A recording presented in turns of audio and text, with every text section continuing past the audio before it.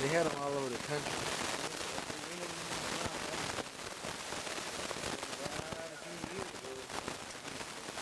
Well, this was all blacks down here. I mean, it was rooted and gobbled blacks down here.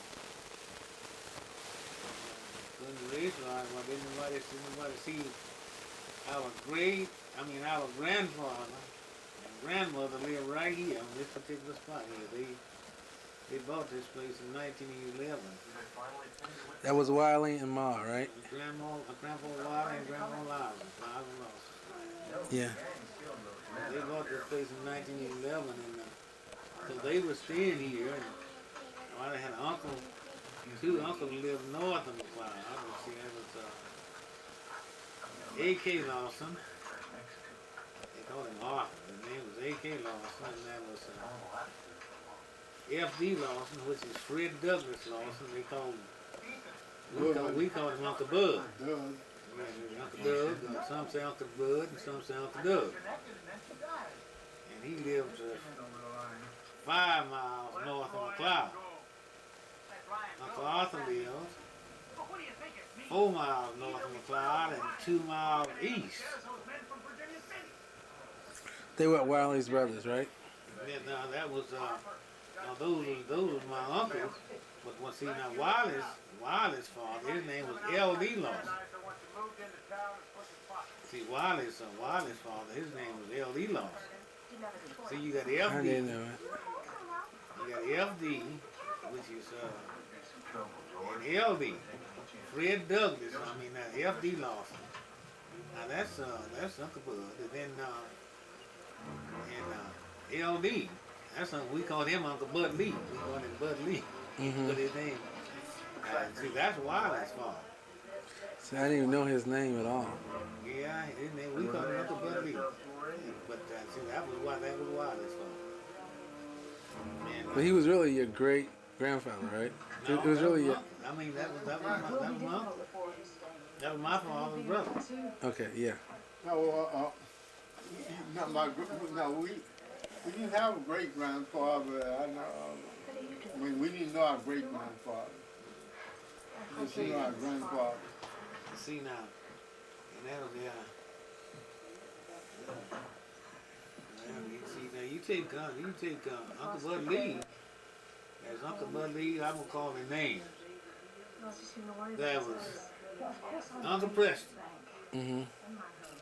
That was my uncle. See now, that would have been my dad's brother, Uncle Preston, and there's Isaac Lawson, which is my dad, and Joe's dad. That's Joe's dad. Yeah. And then there was L.D. Lawson. That's Wiley. That's Wiley's name. And then F.D. Lawson, one we call Uncle Bud, Uncle Doug. All right, that was well, his name, he got the same name. I mean, his son has the same name as I had. His name is Ellison Lawson. Okay. So is my name, Ellison Lawson. And see, I was called Jabo all the time, so see, I didn't want to be named Ellison Lawson because 2 Ellisons in the family. Right. He spelled his name the same as mine, so kid, to get away from it, he spelled his name E-L-L-I-S, E-L-E-R-S-O-N, Ellison. Okay. So I turned around and changed spell my name E-L-L-I-S-O-N. So that would make it, but yet still we was all getting tangled up. So then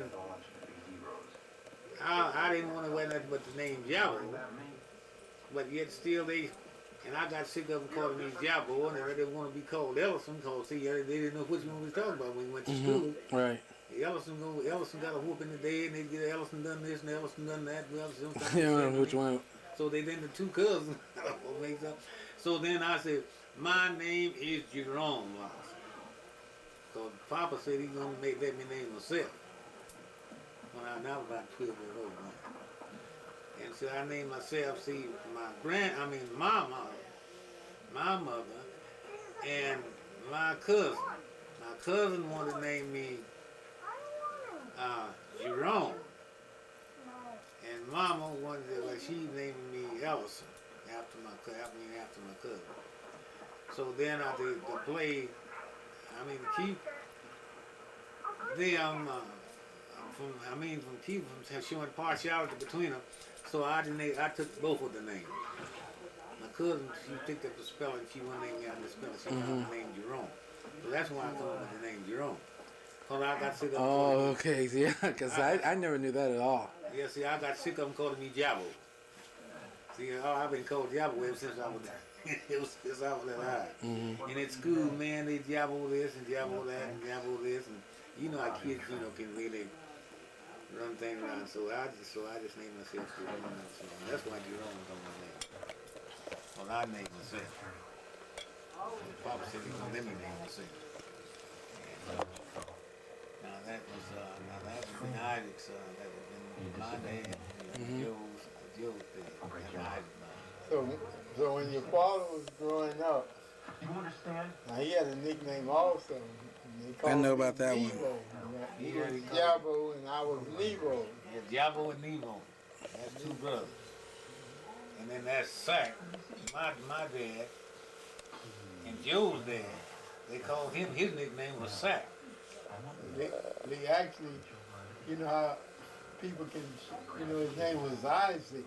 Right. And they just shortened it, they just called him Sack. They didn't call him Isaac, they just called him Sack. Yeah. Like, it sounds like a sack, like a paper sack. Yeah, a croaker sack, but Sack Lawson, they just call him Sack Lawson. He went by that name, Sack. He was too much Sack Lawson. A lot of people didn't really know what his name was. They didn't know it was Isaac. Mm-hmm. Yeah. And all the Lawsons went through this house. And this was the jumping off place when some of them left, like the two, what are they, in Elvira. Well, there was, our father was the youngest son, and the next to the youngest child. Right. You see, and so so our father was born in the 1890s, about 1892 or 4, somewhere in there. So, and see, he was born, we'll say, in the early 90s, and all these other children were born ahead of him. So you can, so you can see that he was well old enough to have fought in the Civil War, but he fought in the Civil War, but didn't anybody think it important to know what regiment, to remember what regiment he fought with?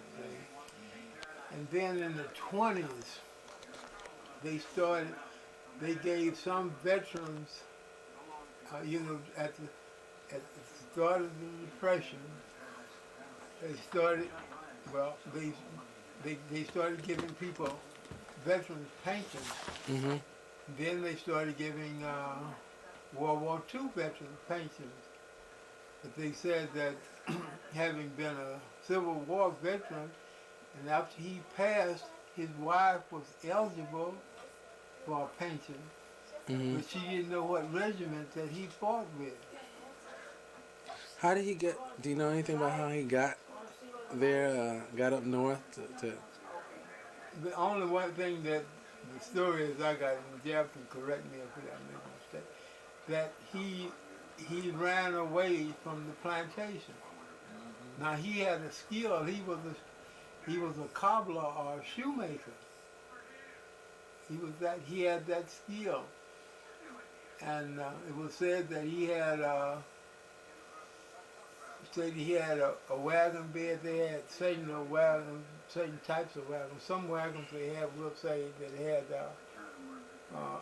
a bed with a sideboard, we'll say, like that. Some small wagons, They said that he had a wagon load full of cobbler tools or shoemaker tools. Yeah.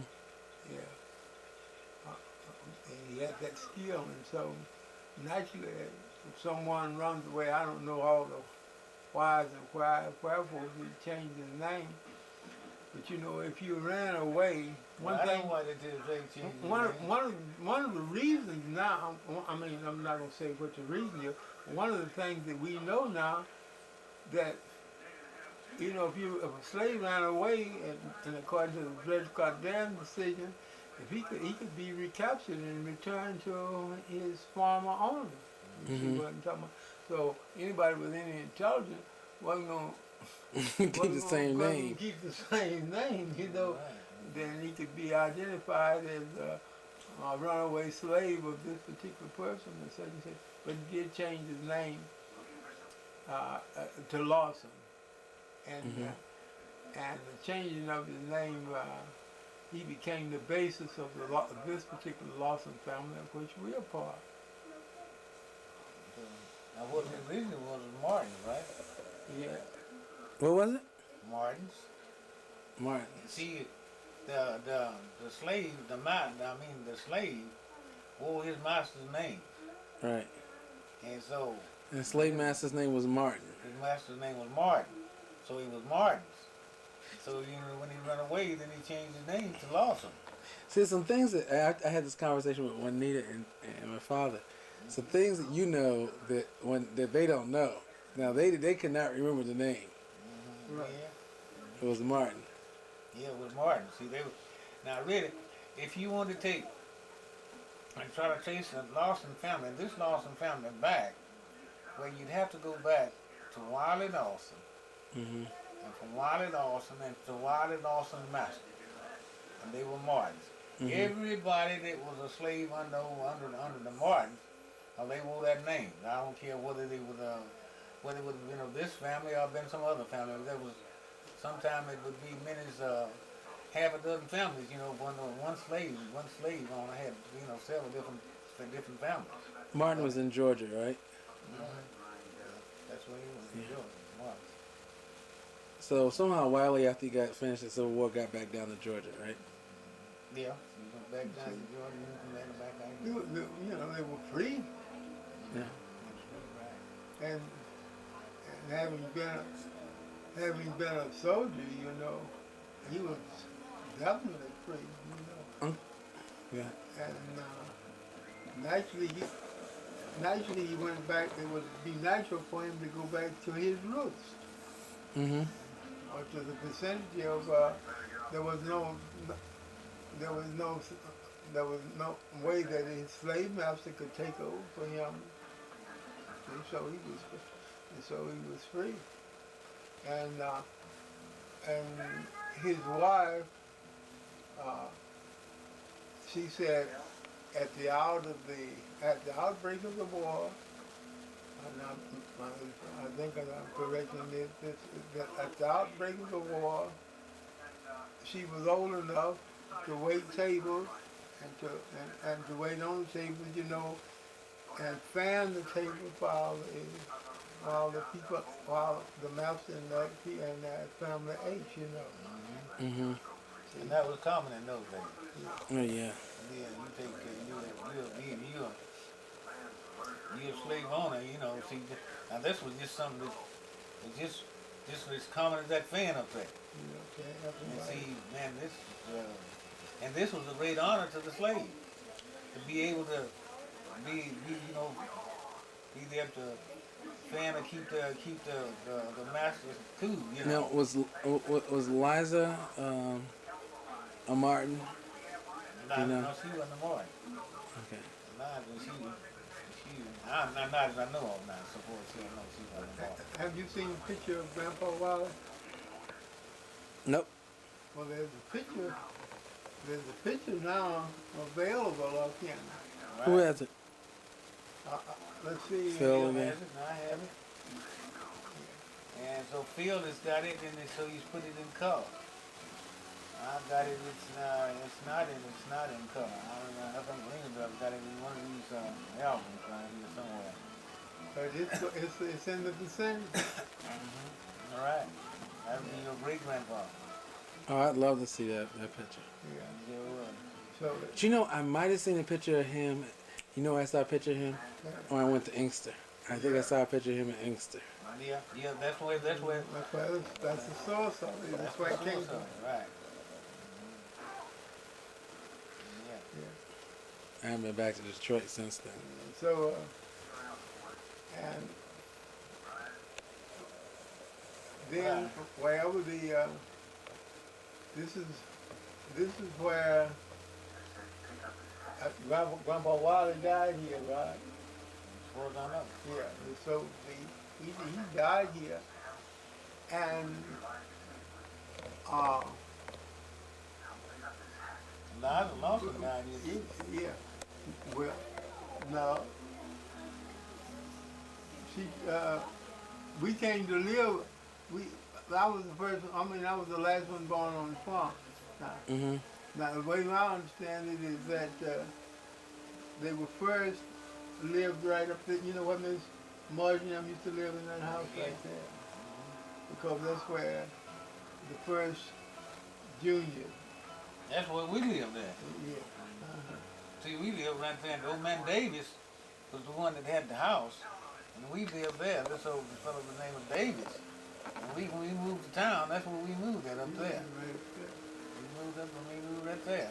And so, and Grandma Lawson was living right here then. And see, and so after, you know, see, Papa, he was always down here, and then she called him Sack. She said, Sack, said, why don't you just go down there and say, you can stay down here, because she was by herself. Mm-hmm. And anyway, Papa built a room on that old house that we, you remember that? Right. And so we moved down here. I was her baby boy. Yeah. And he was just treated as a baby. We understand that when he was young, and they had their farm in Georgia that they used to give him 10 acres to farm for himself and to do with the money whatever he wished. And he used to go on excursions to Florida, from Georgia to Florida during the time of excursions, you know, on the train. At a certain time of the year they had excursions, so you could get special fares. How old was he when he did this? He must have been real young. He was. He was 19 when they when he got married, so he was young. Yeah, he was just like any other baby of the family right now. He always got the benefit of the doubt. Yeah, Imani gets it. Uncle Jeb, you know Imani's middle name is named after Eliza. We just left Elizabeth, but that's after her. That's who she was named in honor of. Yeah, well, good. And When did she die? Do you know? What I year? don't remember exactly what year, but I know. I think it was it was in the 30s, wasn't it? She went to Oklahoma City to live with Uncle Budley. Yeah. Around somewhere around 36 or 7, something. 36.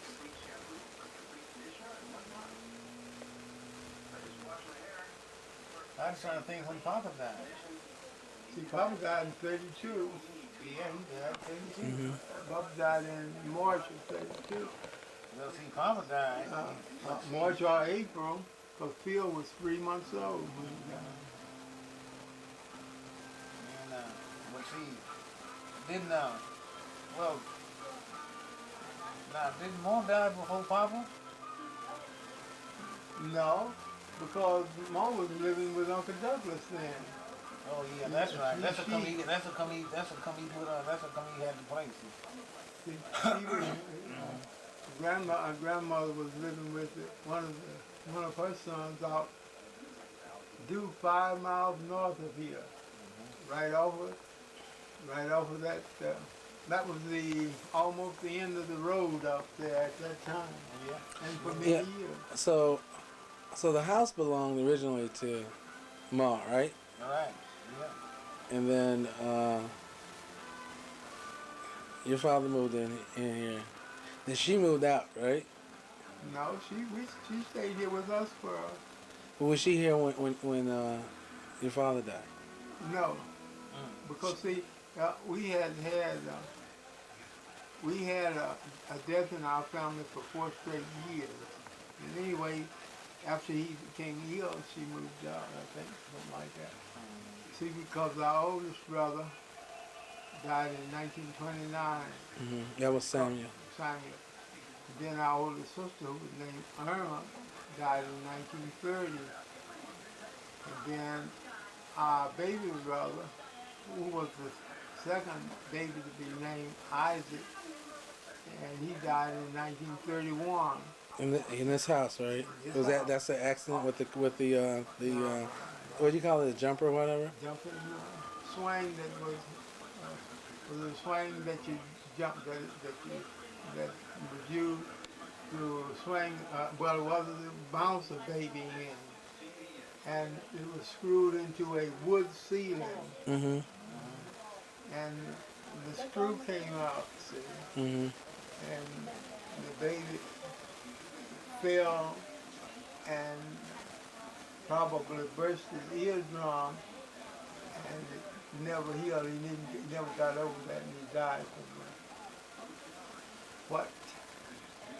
What happened was we were jumping the baby, and Mrs. Franklin brought the lady that my mother worked for. She used to bring clothes down here to be done, and they had a drugstore, and sometimes she would put candy at the bottom of the clothes basket. Mm-hmm. And so we would run out to the car because we knew there might be some goodies at the bottom of the clothes. And they left the baby in here jumping, the baby, and the swing fell from the ceiling while everyone was out. And we came back in. He was on the floor. He was bleeding from his ear. So this house is really an important part of the Lawson family heritage. Yeah.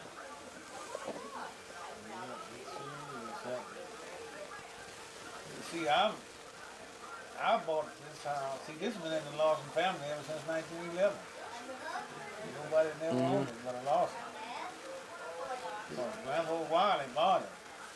And so when Ma died, all she was wanting out of it was a funeral, a burial. Mm-hmm. And so Uncle Bud had done sold it to another boy named Fred Williams. After I heard he done sold it to him, but they hadn't closed the deal, they were going to close the next morning. So me and Lena Bear got in the car, and I went out to Uncle Bud's house, 5 miles north of the cloud. I went out to that night. And I told him, I said, Uncle Bud, I would like to buy that place. Because I said, now I'm a Lawson. And if I think anybody's entitled to it, I said, I think one of the members of the family entitled to it. Because we were heirs to the place. So anyway, because we didn't have anything to do about that. He was much heirs as he was. We was just much heirs as he was. And he was going to go ahead and sell. Oh, boy. And so then I said, and he done sold it to Bud Williams. So anyway, me and him know what I've been told. And so then he agreed. He said, well, okay, yeah, you want. So I haven't closed the deal. He said, meet me at the bank tomorrow morning at 9 o'clock. So I met him at the bank the next morning at 9 o'clock. And I gave him $100. I gave him $150 for this place. That's what he done sold it to Bud Williams for. $150. So I got up there that next morning. I met him at the bank, so I didn't have the $150 he gave me on the $50. He gave me out $10 a month. So I gave him $100, and he made a note for the 50. But me and Lena Bill went and picked up the cons, and so we done picked up the cons, so I just paid him off like that. So then I got the deed, I even got the warranty deed, and he even signed over to me. Got that deed and all like that. And I got the abstract. Otherwise, this would have been lost. Yeah. So he has maintained possession of it ever since. And this is Yeah, from 1911. Well, was this? Well, wait, were we the first ones to have this house?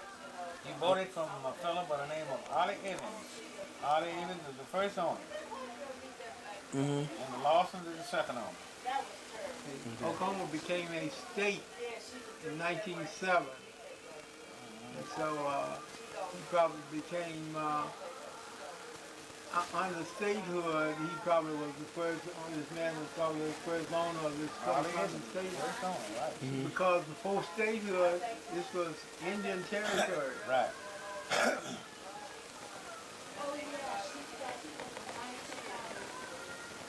This was the eastern half of what had been Indian territory.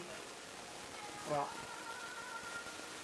Oklahoma territory and Indian territory was one. Mm-hmm.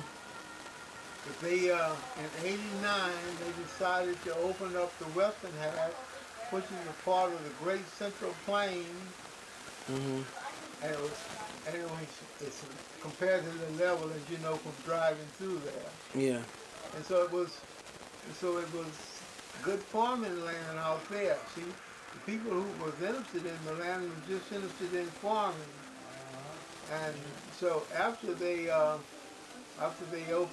up the land for the run in '89, they found that the minerals, practically the only minerals in the state, was in the eastern part of the territory, which was Indian territory. See? And then they sought to make it a state and to join the two territories together.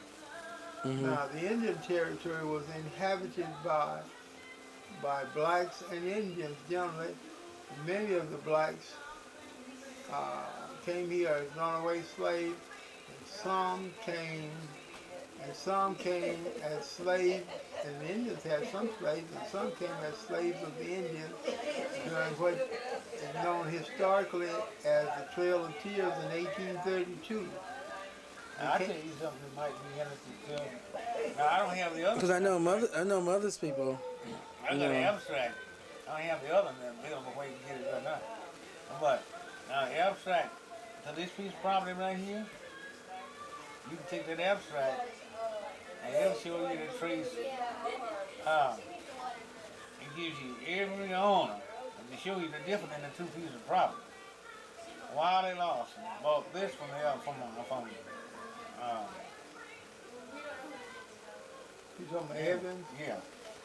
That's what Wiley Lawson bought this from. Now the abstract to this piece of property Mm-hmm. is about that thick. Wow. It ain't never, because it ain't never been, it's just been transferred from, just been had, I'm the third owner, and I'm a Lawson. Mm-hmm. See, my grandfather's the first buyer. Mm-hmm. And all right, I'm the second buyer. Lawson. All right, now that abstract, when they looked at that abstract, the abstract, man, it ain't nothing. But I can go in here and get this other abstract and show you this piece of property over here. Man, it's got Udon and Gobbler people. It's got the railroad. This one owned it a while. This one had it mortgaged, and that one and that one and that. It just goes on down, and I don't know how many guys, but not this one here. This one here is about that, but it ain't no thicker than that. Mm-hmm. And this other abstract I got is about that thick. I don't know how many pages it is. But it's got Craddock and Allen, and they had one time they had interested in it.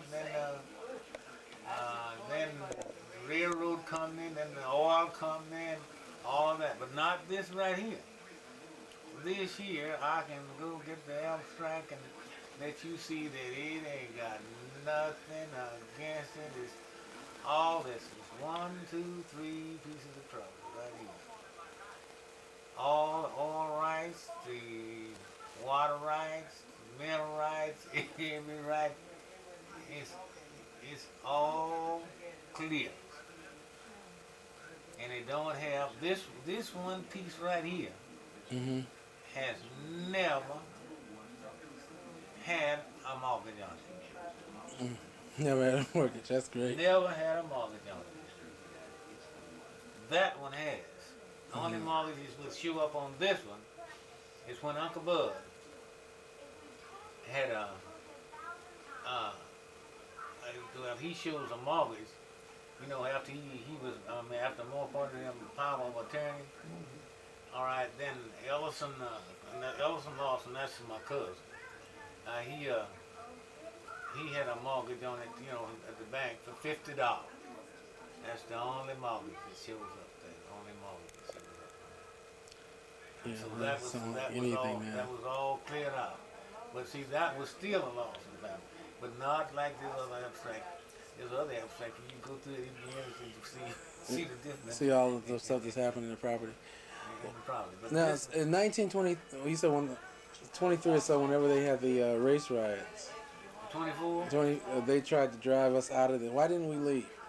What separated us from the rest of the folks that left? Well, the reason why, see the Lawsons, Mom was living here. Mm-hmm. And naturally, you know how you go to bat for your mother and father, don't you? Yeah.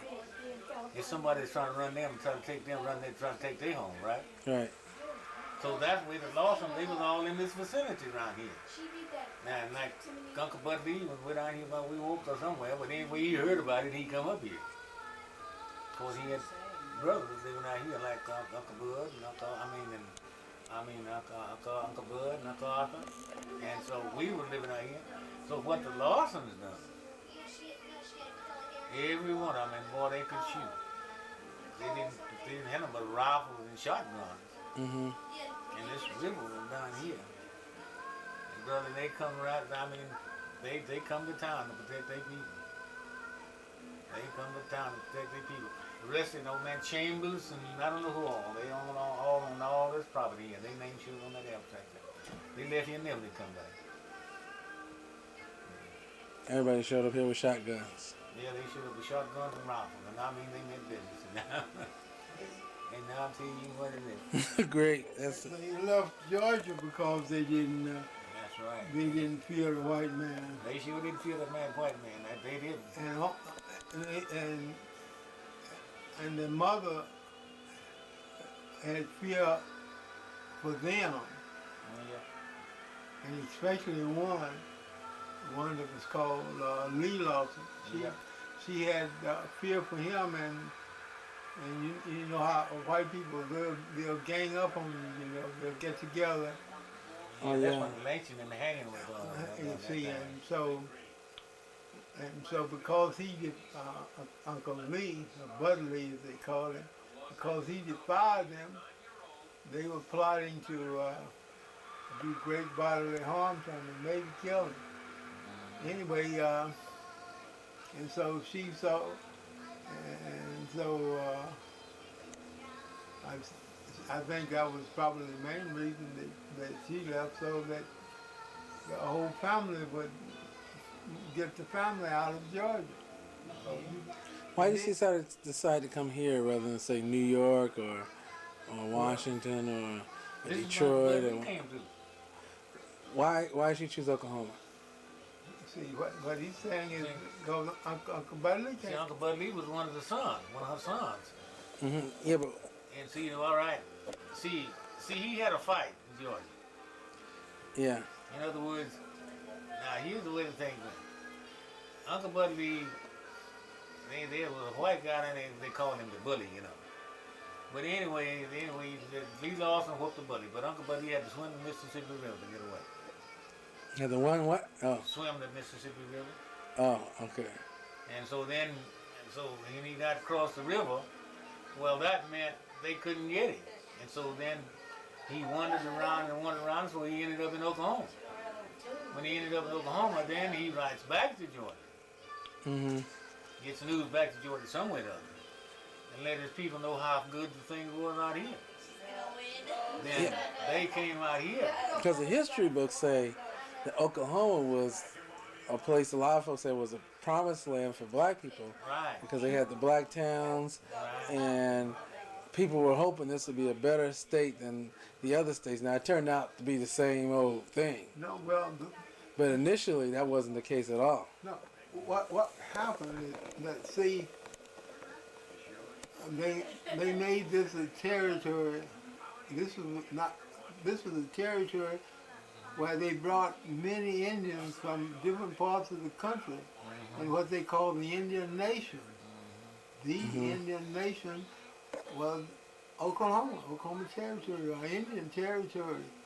And then since since it was an Indian territory, it not only became a haven for blacks who had even before the Civil War. You see what I'm talking about? They escaped to the territories, and when Oklahoma became Indian territory had no slave laws. You see, and the blacks and the Indians went to school together. See, all they had, they didn't have white schools in Indian territory. They had Indian schools, and so blacks and Indians went to school together as equals. It was only after Oklahoma, after Indian territory became a state, that they had separate schools. So they told the Indians, if you allow Indian territory to become a state, we will give you, you'll be the same as whites. You will go to school with whites. You see what I'm talking about? And then blacks and Indians had been living together, even legally married. And one of the... That was certainly the case with my mother's relatives. Wade is, I think, named after Eva Wade, who was an Indian Well, what they done, lady. they even voided marriages between blacks and Indians. They didn't recognize them. And then they let the Indians, after 1907, when Oklahoma became a state, they let the Indians go to school with the whites. And see, so they had to bring in black teachers from other parts of the South to teach the blacks, and then they had to establish black schools. So there was a guy that was among the early teachers to come to Oklahoma named Forrest Anderson. And he came from North Carolina as a teacher to teach in the black schools because there were no black teachers here. And so from Texas and other parts of the South, they brought in, and so that was the first bit of segregation in Indian territory. And in the Indian territory, before 1907, you could ride anywhere on the train you wanted to. You see. So the Indians made this deal to become co-equal with whites. Right. Which, of course, never happened. No. It happened to an extent, but then the whites took it right back. But you see, but Indians were also allowed to marry whites. Yeah. See, but blacks were not even allowed to marry Indians after Oklahoma became a state. And some blacks were already married to Indians. There was one guy, you remember McGee, wasn't he Brother Henderson's brother, half brother or something like that? What is that name? Tim McGee. Yeah, was it McGee? Yeah, he was married to an Indian woman, and there was $3 million in oil money. His Indian wife died, and they said because of the law that the marriage had been avoided when Oklahoma became a state. Can you think of that? And so this money was in limbo until this man died. Lawyers would pick him up, you know. You remember this come up, and he would have money, and then you know how a lawyer can get some money out of the case, and then they would drop him. So he lived a rags to riches life the rest of his life. You would see him one time he would have money, and when that would play out, and then the lawyer would drop him, and then he would be in rags, and then somebody else would see it as an opportunity to get some money out of the situation, because we talking about $3 million is really some money back in those days, see. And so he lived that type of life all of his life. But there was, you see, when you try to establish segregation or desegregation, and there's a tradition that's opposed to what you try to do, it's difficult to it's difficult to change tradition, even though you make a law different to what the tradition is. Mhm.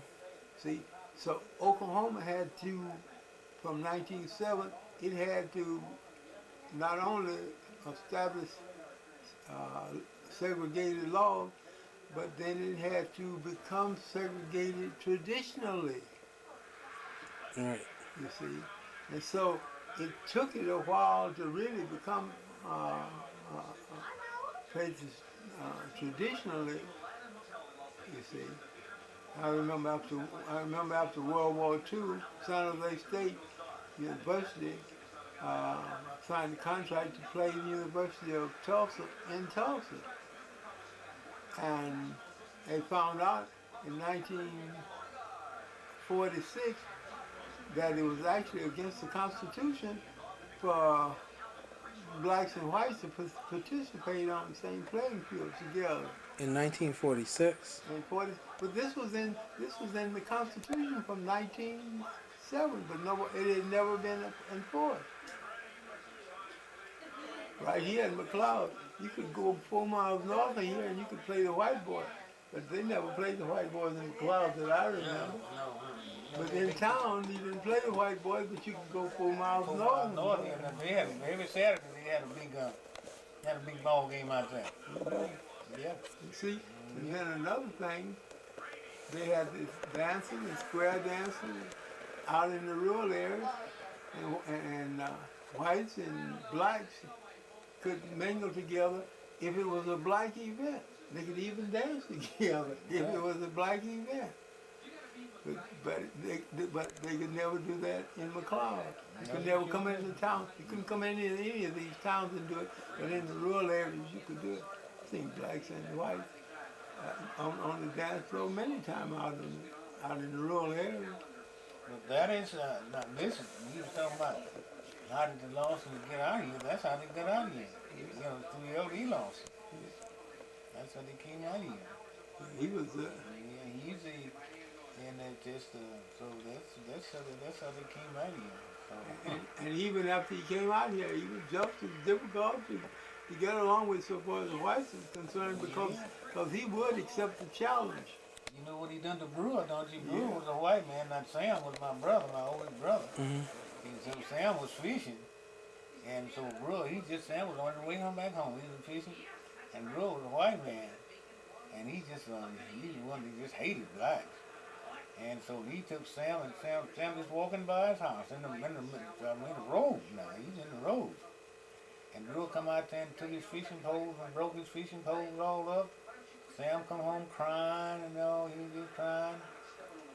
And Uncle Bud Lee was living in Oklahoma City at that time. And before he got to Oklahoma City, Uncle Bud Lee, what this white man had done to Sam, and Sam was just his nephew. Mhm. He come from Oklahoma City down here. I could see him and Papa talking around here, and I didn't know what was happening.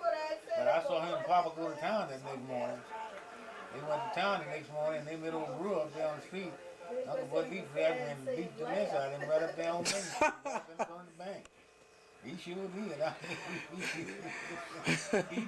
It didn't make him no difference. You didn't bother his people. Now that's Uncle Bud Lee. And his son Wiley Lawson was the same way.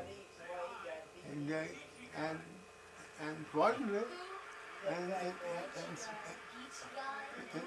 in spite of the situations that he was into, he died in bed. That's right.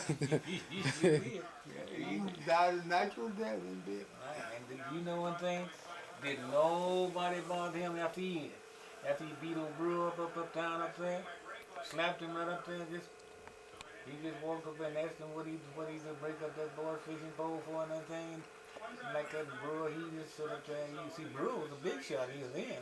I could show you Brewer when the water goes down. I could show you Brewer's Lake today. Alright.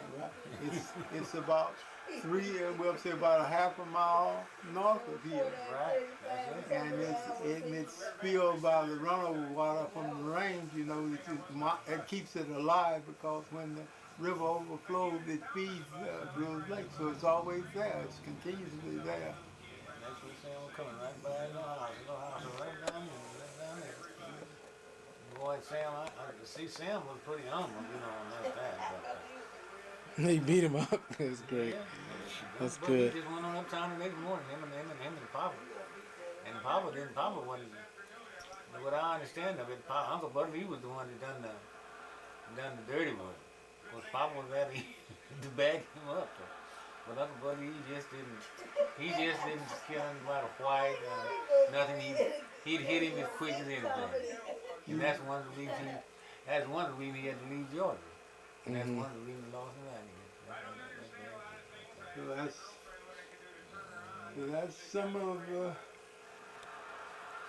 But I don't know of a Lawson. See, whenever they was gonna come down here, that race ride, and they were gonna come down here and run all they call them niggas, you know, all these niggas out of town and all this thing and that thing. You can about believe them brothers got together.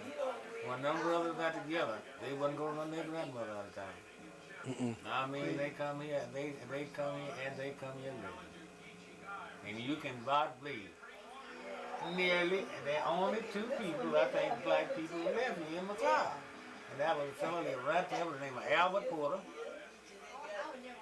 and our grandmother right here. Some of the others come back, or was it like that for a One or two while? of them came back later, but they didn't stay here.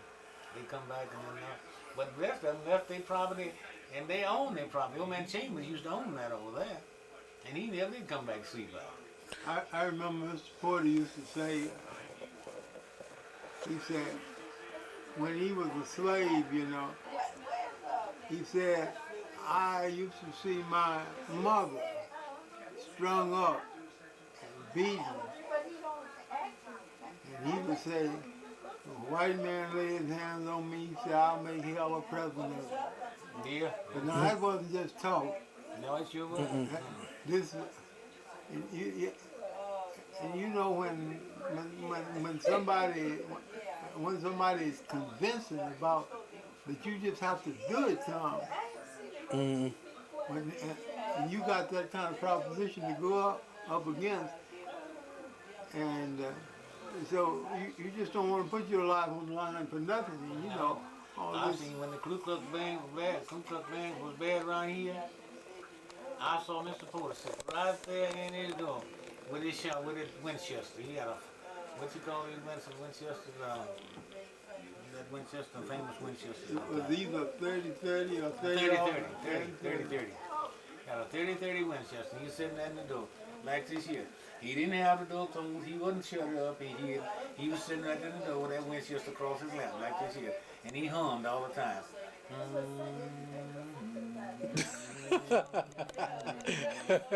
was Mr. Porter. He wasn't going nowhere. And if those white sheets come up there, brother, that they had it. They were going to flat get it. Now that was Mr. Porter. And he one of the guys that stayed here. But I tell you what. I got 12 minutes left on this tape. Why did grandmother stay in the cloud? Why did she stay in the club? Yeah, I was trying to figure that out here. Why did she stay? Why? Yeah, I mean, she could have went to Detroit. She could have, you know, we didn't have really any land Look, here.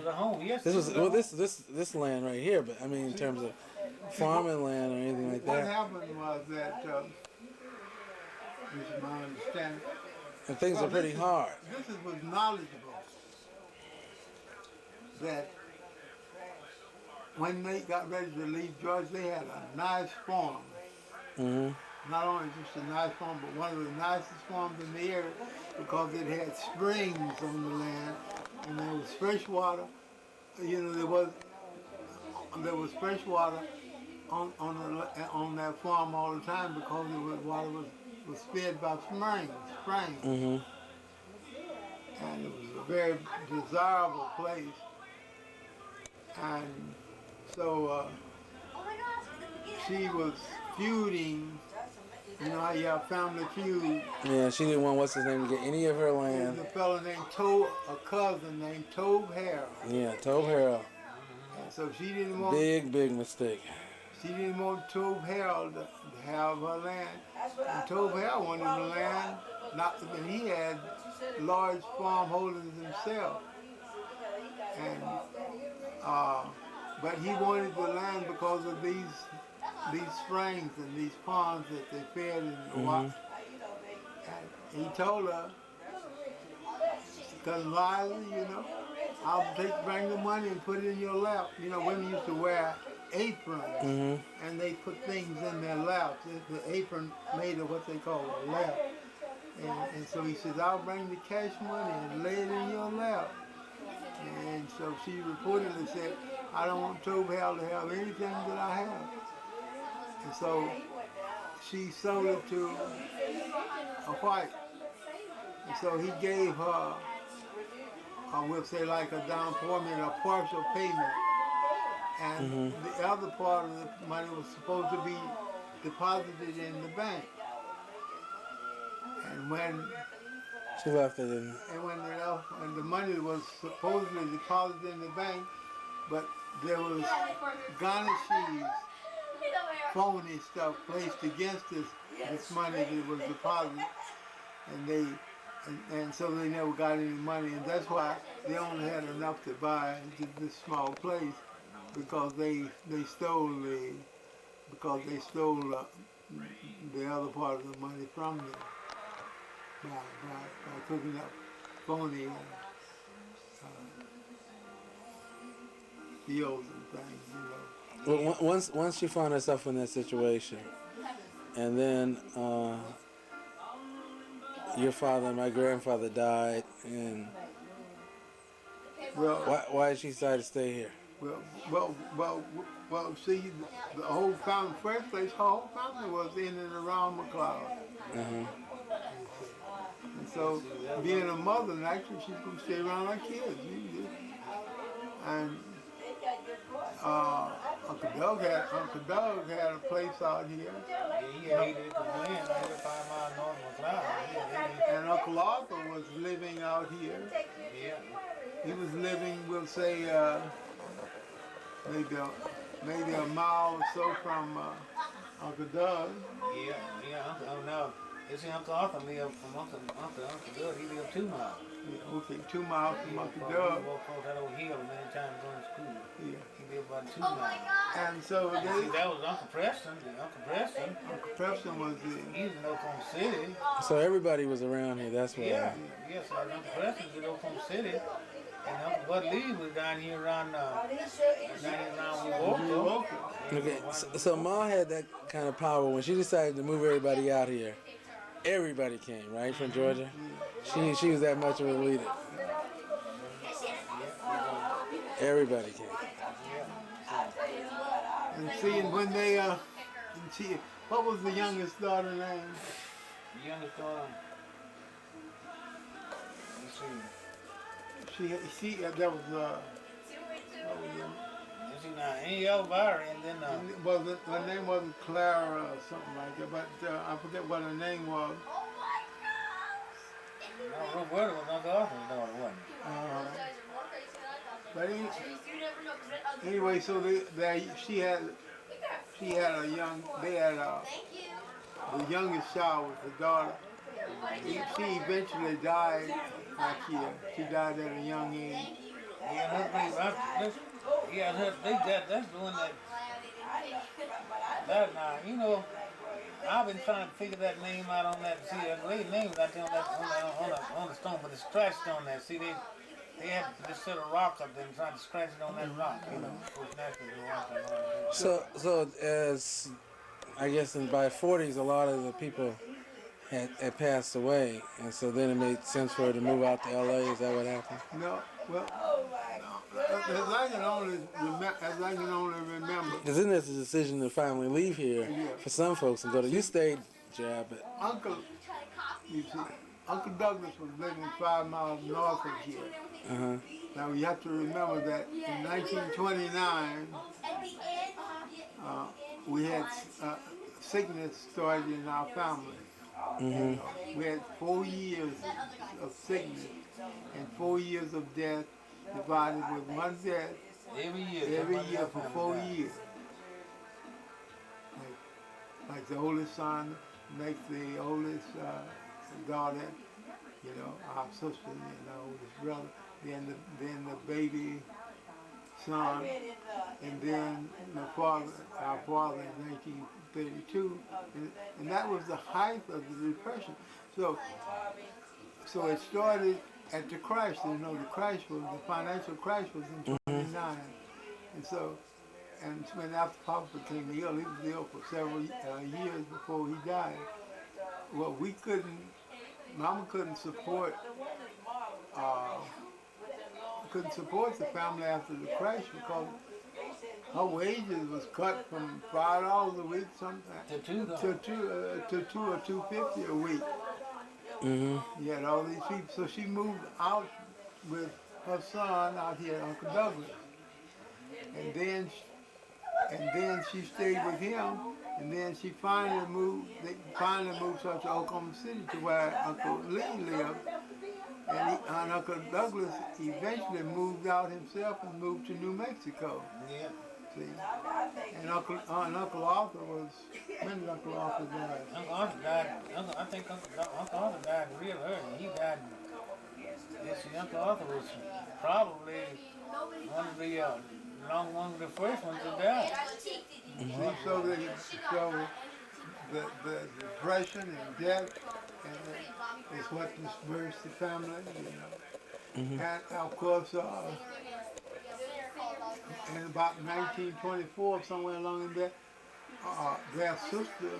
one of their sisters' husbands went to Detroit to work for Ford, and so that. You know, you went to Angster. Yeah. Now that family, they left here and went from here, from this very house, to Angster. And I can remember when they left.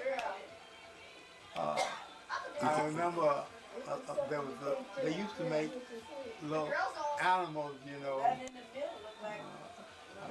Cloth animals, and they had glass eyes. And one of the Luke KB gave me a horse, you know, a little toy. And I remember when they left, they gave me this toy. Is KB still alive? Yeah. I saw him when I was in Detroit in 1983. Did he move? He was asking if he's still alive. Oh yeah, KB, yeah, sure is, yeah. I saw him in Detroit, 1983. That's been 7 years now. See, Lucas remarried again. They were out here. Luke was out here a few years ago. He stopped by. See me. When I say here, I don't mean Oklahoma. I mean in Los Angeles. He was in Los Angeles. Yeah, I stayed at Lou's house that night. They're very nice. Oh, they Very accommodating. But basically, anyway, I got 2 minutes left on this. So when everybody dispersed, then you went. Who was the first one on? Well, I know. Well, then it made sense it made it possible for people to move out west, right? Yeah, Mama left during the war, or near the end of the war. We went to California. She first left here and went to Lawson because of the growing activities at Fort Sill, and the possibilities for work. So she went to Lawson, which is the town adjacent to Fort Sill. And then some of the members of the family went there. Yeah, we went up for a while. Yeah. We went to They Lawson. worked up there. And Suge went up there and worked during the war. And then later she decided to go to Los Angeles. She went to Los Angeles, and eventually all of the 7 children ended up in Los Angeles. But Jab, while he still owned this place, he went to the Los Angeles area for a while, and even worked out there, but he decided to come back and make this his permanent home. I remember you had a house I visited right off the Santa Ana freeway. Yeah. Cause I remember looking at the traffic. And we live right off the Santa Ana Freeway, not that far away from the Santa Ana Freeway now. Yeah. Do you know what city yours was in? Where you live? What city you lived back there? You know what it is. What city do you lived in? And when I was in Santa Ana. Yeah. Were you in Santa Ana or was somewhere near there? No, I was in Santa Ana. And the street I lived on was that? Some I believe it was street thing. Anyway, it wasn't very far from the Dodge Garage up there, because I could walk up there. That's the place I bought, I think. I was going to buy, because I was renting it to buy. And I tell you what, but I don't know. I just can never get sick for California. I just couldn't do it. When I left there, I told him, I said, I'm going on. And I said, I'm moving. Although God had done so bad, because see, I wasn't supposed to pay my rent until I got back. So I made arrangements. I come down here to settle a lawsuit. And I was going to have the money when I come back. And I went over and talked with him. So he said, he wouldn't bother my wife about the rent and nothing like that. He wouldn't like that back. Went over and he didn't try to put me in the bail out. And I went over and talked with this town when I got back and told him. And I walked right on back to the house. I said, I'm going back to Oklahoma. I had a truck, so I started loading it up. He said, I'm staying. I said, okay. That's why you guys decided to stay. So I just got my truck.